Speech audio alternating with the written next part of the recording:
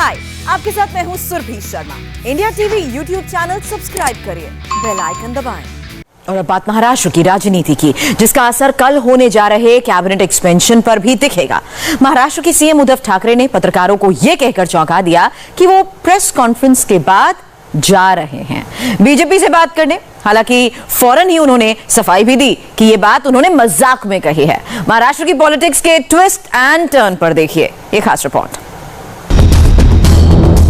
जिस वक्त दिल्ली में सेंट्रल कैबिनेट एक्सपेंशन की सरगर्मी है, उसी वक्त महाराष्ट्र में सियासी महाभारत छिड़ी हुई है। महाराष्ट्र के पॉलिटिकल बैटल का एक सेंटर अगर मुंबई में है तो दूसरा दिल्ली में है। इसमें एक तीसरा एंगल गोवा से तब जुड़ा जब महाराष्ट्र के ex chief minister Narayan Rane ने गोवा से दिल्ली की फ्लाइट पकड़ी। गोवा से दिल्ली तक मीडिया ने बहुत पूछा, मगर तुर्श बयानी के लिए मशहूर राणे खामोश रहे। क्या लगता है कि आपको एक कैबिनेट का भी दर्जा देने का है? नहीं, उसके बारे में आप मैं कुछ नहीं कह सकता हूँ। मैं पहुँचने के बाद मुझे जानकारी मिलने के बाद मैं कहूँगा। आज जेपी नड्डा जी बुलाया क्या सर? नहीं।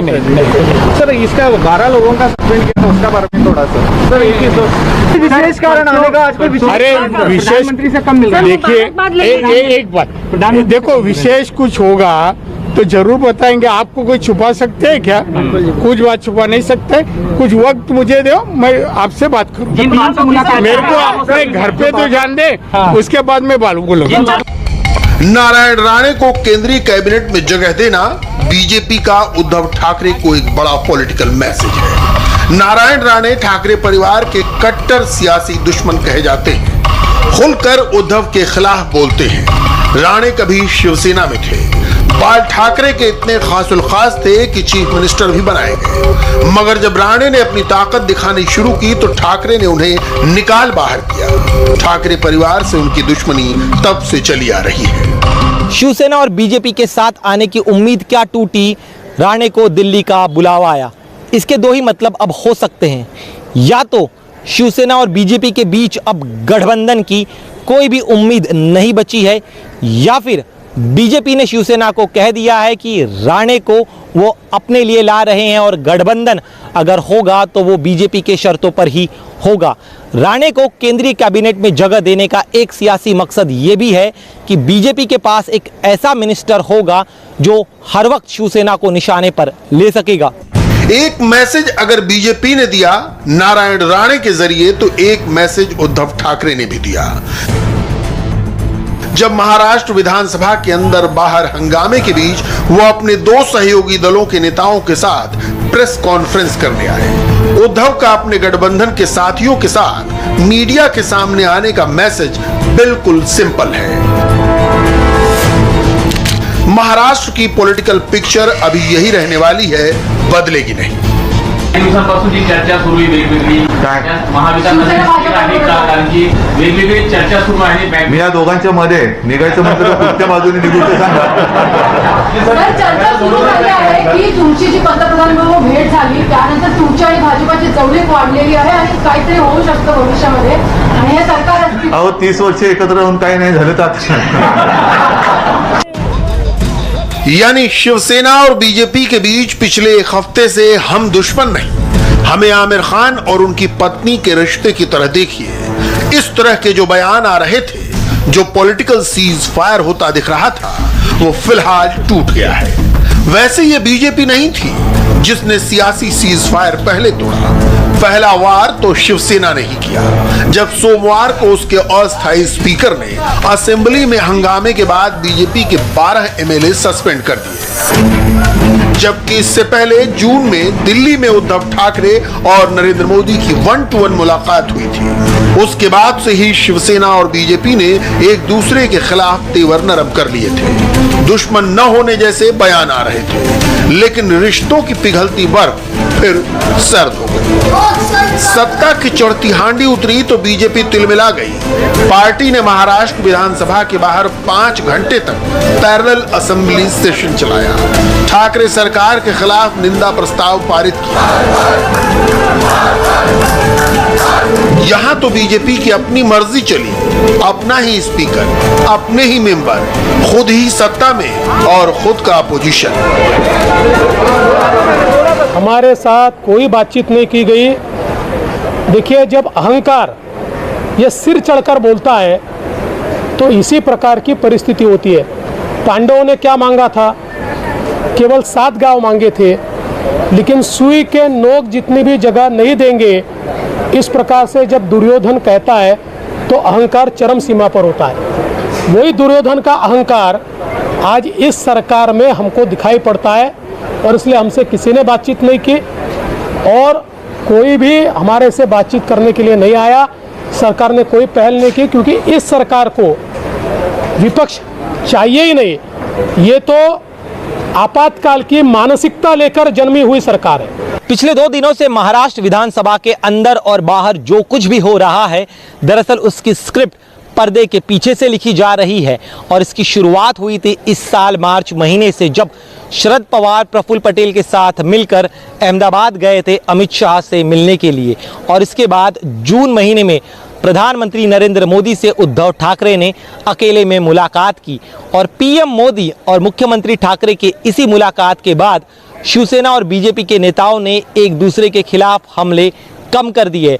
और अब ये दोनों ही दल कह रहे हैं कि हम एक दूसरे के दुश्मन नहीं हैं। शिवसेना और बीजेपी के बीच फिर से परवान चढ़ती ये दोस्ती की बेल कहां टूटी, किसने तोड़ी, ये किसी को नहीं पता। मगर 12 विधायकों के सस्पेंशन के बाद शिवसेना और बीजेपी के बीच जो कड़वी बयानबाजी हुई, वो ये बात साफ करती है कि कम से कम अभी तो शिवसेना और बीजेपी के बीच गठबंधन नहीं होने जा रहा।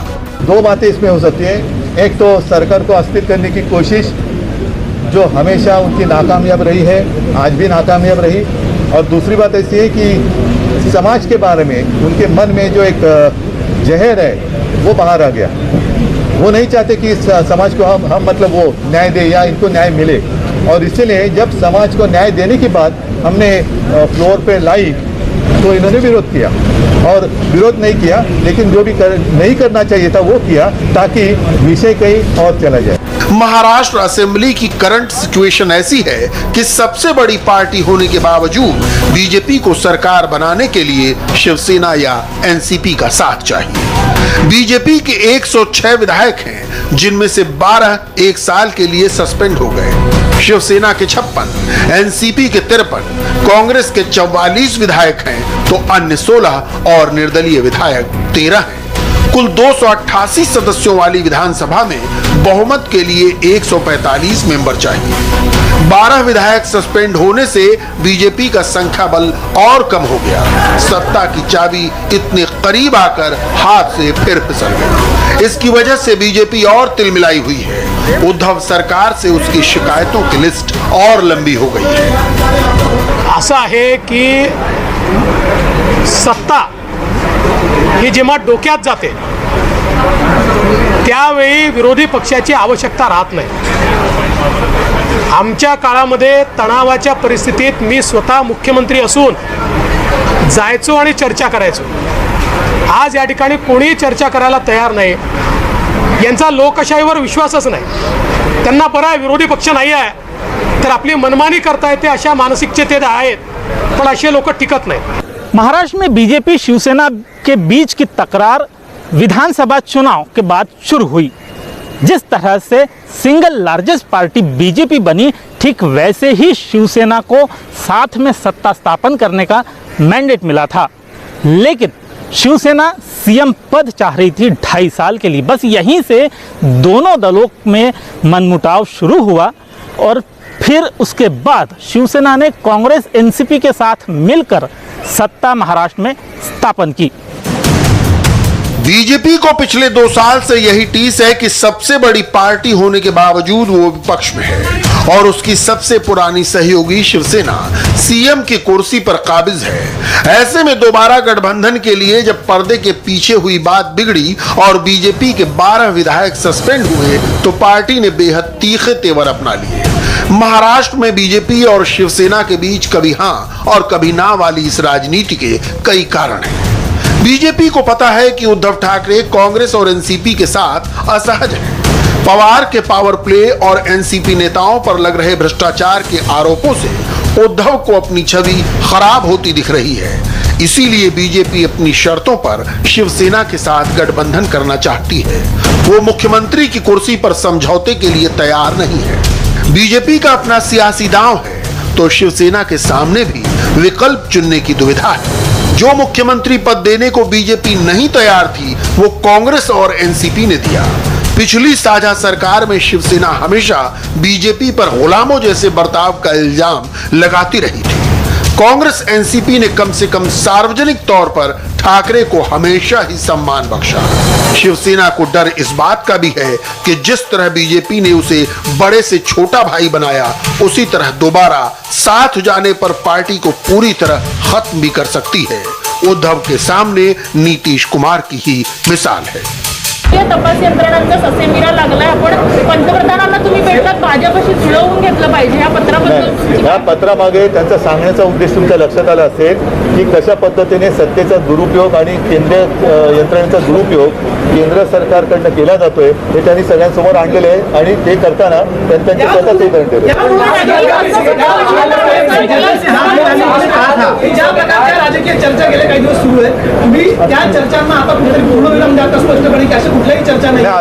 आता तुम्हाला भेटल्यानंतर मी भाजपला भेटायला चाललोय। काय बोलता तुम्ही? उद्धव के इस बयान से साफ है कि वो अभी मौजूदा गठबंधन तोड़ने या मुख्यमंत्री की कुर्सी बीजेपी को देने के मूड में नहीं है। अगर बीजेपी अपनी शर्तों पर गठबंधन चाहती है तो ये उसकी बेकरारी होगी। शिवसेना तो ऑलरेडी सत्ता में है, सीएम की कुर्सी पर काबिज है, लेकिन राजनीति में एक दिन भी बहुत बड़ा होता है और एक साल भी बहुत कम वक्त होता है। तो कब क्या हो कुछ कह नहीं सकते। जानकारों की माने तो बीजेपी के 12 विधायकों को निलंबित करना महज एक दिखावा भर है और महाराष्ट्र की तस्वीर बहुत जल्द बदल सकती है। यहाँ भी बीजेपी बिहार वाला वो फॉर्मूला लागू करने की कोशिश कर रही है जिसके सहारे उन्होंने नीतीश और लालू की दोस्ती तुड़वाई थी। लेकिन यहाँ पर पेच बस इतना सा है कि क्या उद्धव ठाकरे फिर एक बार बीजेपी के साथ हाथ मिलाकर शिवसेना को बीजेपी की मातहत पार्टी बनाने के लिए तैयार हैं या फिर नहीं।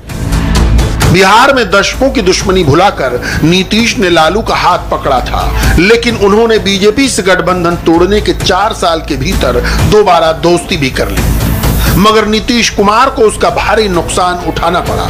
पिछले साल हुए विधानसभा चुनावों में पहली बार उनका सियासी कद बीजेपी से छोटा हो गया। उद्धव ठाकरे को डर इसी बात का है। वो गठबंधन में रहते हुए पहले ही बीजेपी से छोटे हो गए थे। अब ठाकरे को आशंका इस बात की है कि कहीं दोबारा साथ जाने से बीजेपी उन्हें पूरी तरह ही खत्म न कर दे। महाराष्ट्र में शिवसेना के साथ सरकार बनाने के लिए बीजेपी को उसका ये डर दूर करना होगा। आगे बढ़ने से पहले बता दें, कल शाम 6 बजे मोदी मंत्रिमंडल का विस्तार होने जा रहा है। मोदी सरकार के इस बड़े बदलाव की बड़ी कवरेज देखना ना भूलें कल इंडिया टीवी पर लगातार। फिलहाल रुकेंगे एक ब्रेक के लिए, आगे वक्त है हेडलाइंस का। हाय, आई एम सुरभि शर्मा। खबरों से अपडेट रहने के लिए India TV YouTube channel subscribe करिए, साथ में बेल आइकन जरूर दबाएं। जुड़े रहें इंडिया टीवी के साथ।